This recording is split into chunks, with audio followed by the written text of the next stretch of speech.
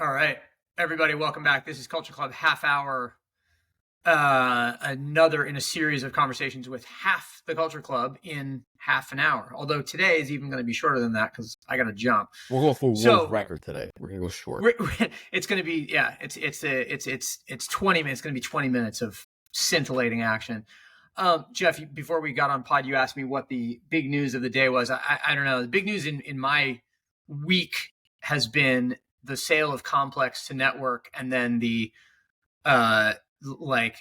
self-immolation of Vice by its most recent management teams. So, there are those things to talk about, but also to talk about there is new news from your former world at High Snob around I think maybe brick and mortar in London, and then there is also Hypebeast launched Hype Maps, a new travel vertical today. So as much as the digital media dreams of the ZERP era may be dead in certain places, in other places they still may be growing and expanding. Wow. So we got 4 topics right off the top we could get into. Let's get right into it. I mean, I'm happy to talk about Hype Maps. Hype Maps to me is, for those that remember the days of Super Future, is a step to really focus in on the guides, and if Hypebeast and Hypebeast, frankly, are very good at showing product, being able to show guides makes a lot of sense for the business. And, I think they know their stuff. I'm going to be really curious to see what this looks like. Is it a vertical where it takes much more of a, are they going after the, the travel guide space? Or are they kind of really opening just another channel? They're not scared. They're not scared to do that. I wonder, I mean, one of the places that advertising dollars, particularly visually driven, recommendation heavy advertising dollars, are not going to go away is in property and property development. And one of the things about Hypebeast's verticals in the past is that they have really closely matched Kevin's, the founder, Kevin Ma's interests. I've known Kevin since he was a message board guy, literally from the founding of Hypebeast. And I think highly of Kevin. I like him, but he exerts a pretty heavy influence, I think, on the stuff that the site has covered or has done in the past, which is why we have Hype Golf.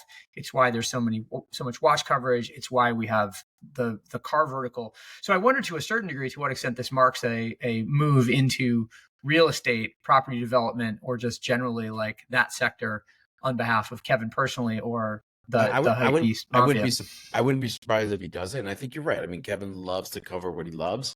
In terms of editorial, in terms of storytelling and access, I could be wrong, but this is the first time I've ever been paywalled. Excuse me, I don't want to use the word paywall. That's not the right word. I've been asked to sign up to get full access of a guide. I don't know if they've done this before, but and to be honest, I don't mind putting my interesting. I didn't go through the. I sent you the link, but I didn't go through the actual experience. Are they asking for a credit card number or some kind of subscription? No. Sorry, let's be clear to those that are listening. They're asking for your email. So if I look at guides now, I look at New York, and I click into a story. Yeah, it's asking me to log in to see full access to the guide. We'll see. It'll be cool. I think I look, that feels to me like a logical evolution of where we're at with everything, right? If you don't, what is clear is that if we can't work on a dumb scale model in the way that, the BuzzFeeds of the world were sold, you've got to work on proprietary data sets. And so you've got to know. It's a good one. I think it's a really good one. Every user has to come in. You have to know who they are, where they are, ideally what they make, what they do, all of that sort of stuff, so that you can hyper target and monetize with your first party data, your zero party data, Jeff, because you're opting in your zero party data. That's right. And we're the best kind of data points, right?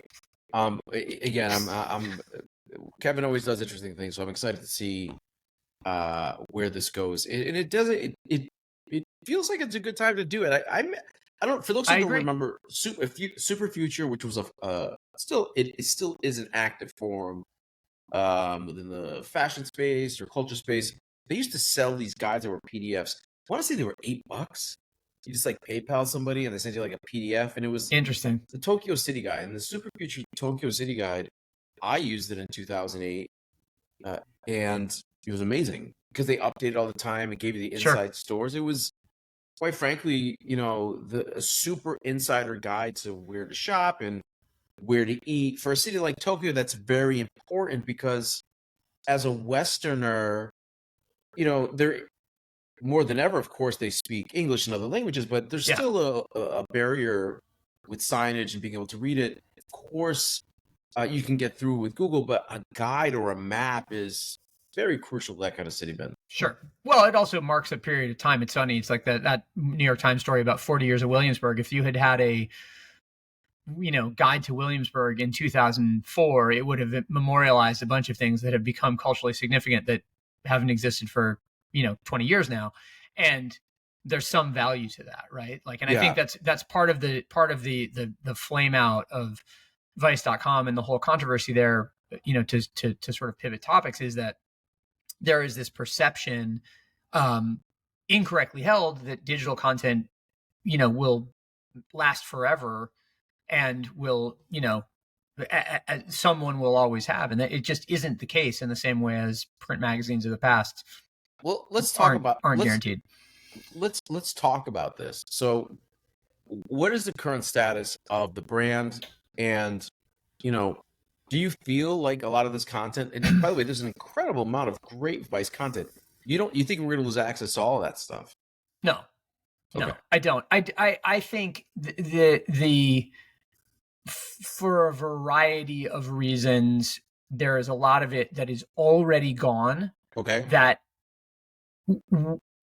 we only thought we had access to, but the stuff that there is still access to, it doesn't behoove anyone to get rid of it, right? It's like if the rights are cleared, if the archiving is relatively low cost, if the future IP value is undetermined, like it just doesn't make any sense to jettison it. So you just kind of put it into hibernation. And my understanding of the way things are working, I haven't spoken to anybody at Vice. I want to be clear about this, and I have no affiliation, haven't had any affiliation for 3.5 years.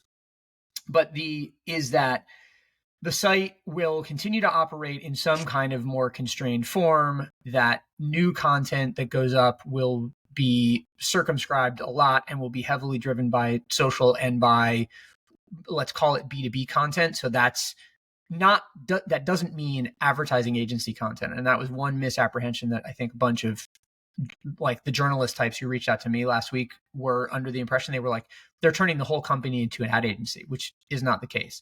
What they are doing, though, it seems to be turning it into something like a production company, and which makes sense. Which Vice is very good at.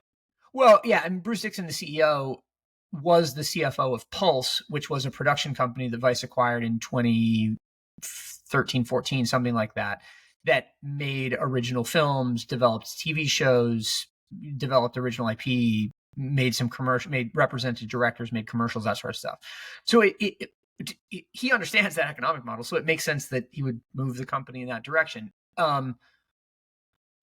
But one of the promises of the company in the first place was that you had IP value that came from stories that you could then develop and turn into, original IP. Right. Listen, they are as important a piece of culture as any other media player out there. Yeah. And I quite frankly hold them up there with, especially on the hard news side, the risks that we're taking on that side were really interesting. More importantly, like, a lot of people don't give Vice credit, but you guys were one of the Vice at that time was one of the first to really think about how a closer agency model to the content model would play out and would work, and quite frankly, how it would end up providing better storytelling.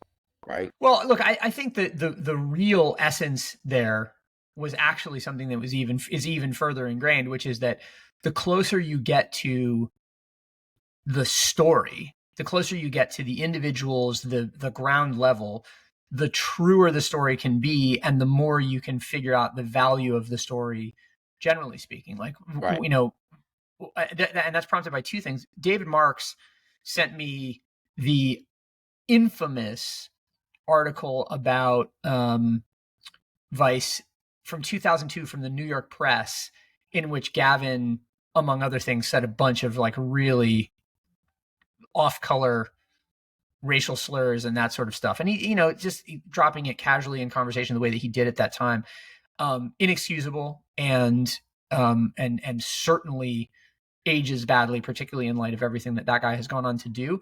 But what the article talked about was Vice's aspirations to create a record label, create a television show, create films, and all of those things. And it's like it all comes out of this essential insight, which is like, we're in it with the kids. Yeah. The kids are telling us what they're into, and we're just reflecting those stories back. And this is on record in 2002, long before any of those actual, things came to market. I think you guys, Vice for me was always a print product first, which was edgy as hell, always edgy.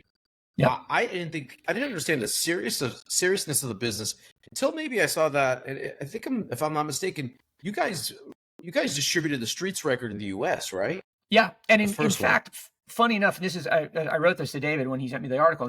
The funny thing is that the article, which is the story of Vice, really not the story of Vice Records, but it talks about Vice Records, and it ends with the notation: the Streets are performing live in New York for the first time at Mercury Lounge on April 15th, 2002, or whatever it is, something like that. That's amazing. And so, yeah, it was like but the story of the record label, as told in that article, and as I've always heard it, it's pretty opportunistic and pretty much just improvised. It's like, they said to the guys at Atlantic Records, why aren't you putting out the Streets record? It's important and it's vital. And Craig Kalman at Atlantic is like, you put it out. We'll give you an imprint, and you put it out. And as opposed to saying, and as opposed to saying, whoa, we're not record label people, they went, okay, hell yeah, let's do it. Cool, let's do it.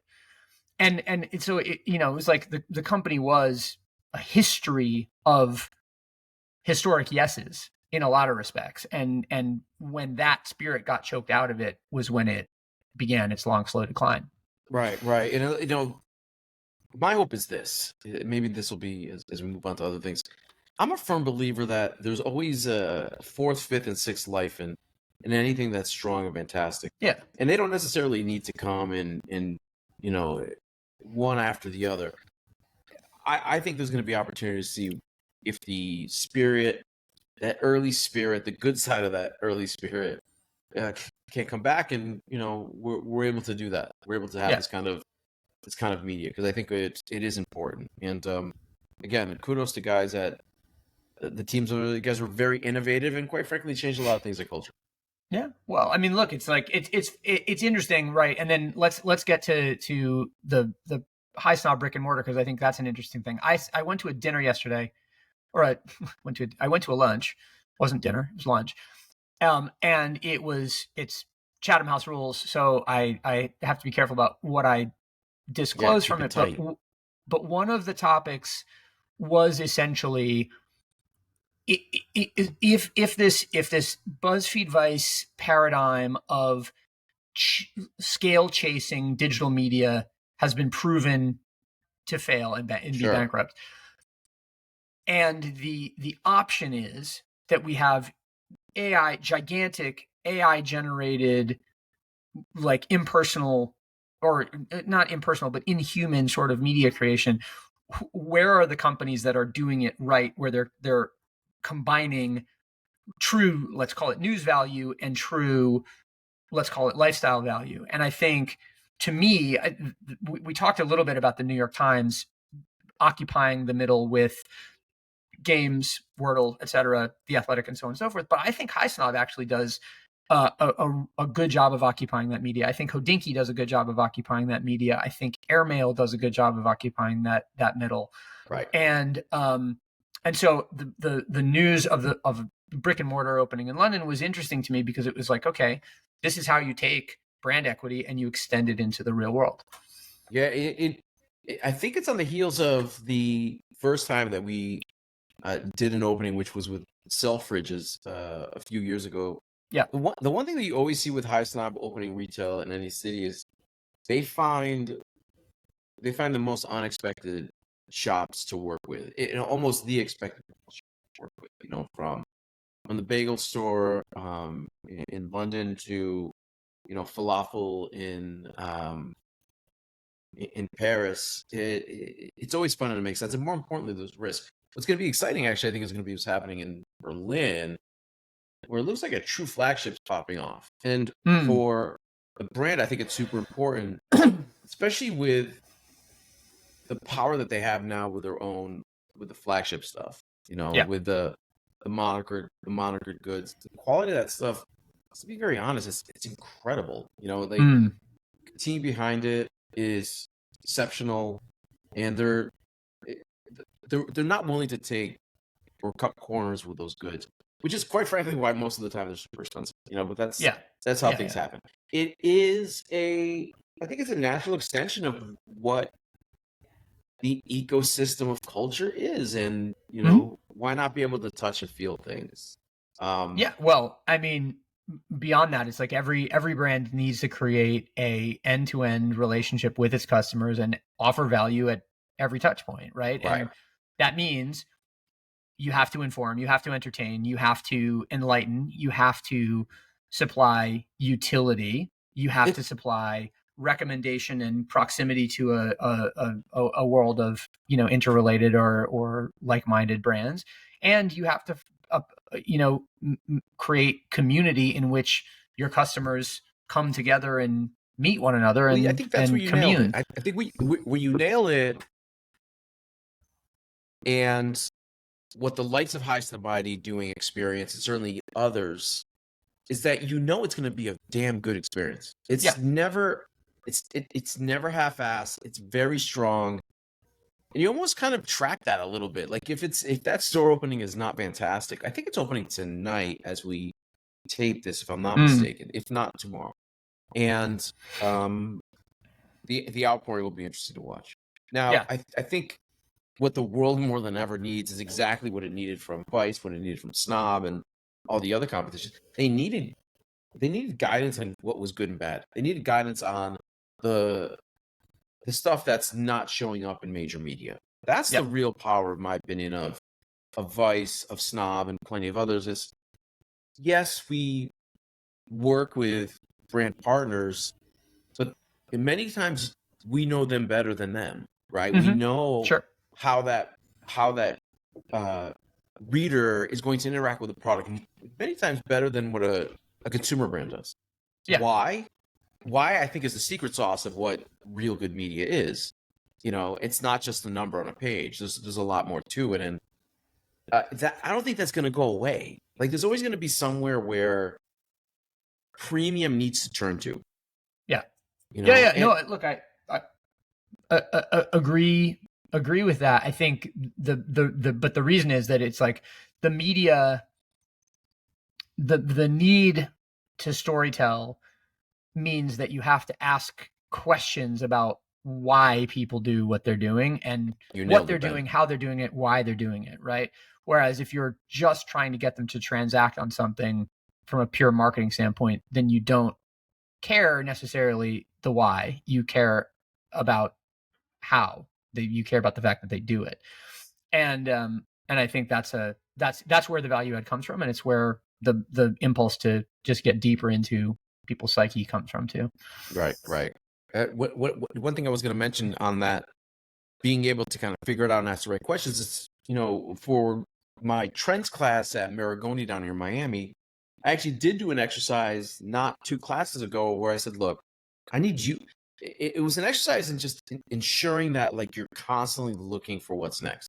And I put to them, I said, look, go ask a question that maybe you've had on the mind and just haven't answered. And it can be anything mundane. And just do the research and come back to see what it is. And maybe ask yourself 3 questions. And who knows what kind of creativity can come out of it, or what sort of newness can come out of it, while making sure that whatever you're doing is showing respect to what came before. And that's an easy way. That's not a short way of saying it, but at the end of the day, there's a reason why these properties exist. And it's not necessarily to just have advertisers come and spend money on it. It's no, it isn't. But just and to sort of bring it full circle to the 4 topics at the top. The thing that it does need to do, given the contemporary ecosystem of monetization and just, business success, is that it does need to figure a way to connect to the bottom of the funnel. And that's why, to me, Snob is a great example. Hodinkee is a great example. Airmail, a great example. It's like these are media platforms with distinct voices, with true relationships with their audience, with true vision into where things are going, but they also recognize the need and the value, frankly, to their audiences, for connecting them to the stuff that the audiences want and can buy, and then to take a piece of that monetization, right? And it was the thing that Vice in particular never figured out. And it is going to be interesting to see what happens with Complex and Network. First thing I was thinking about too. To see whether the network pipes can be connected at the bottom of the funnel to Complex's top of the funnel awareness and authentication. It's as I've said to everybody, like, it's the right idea.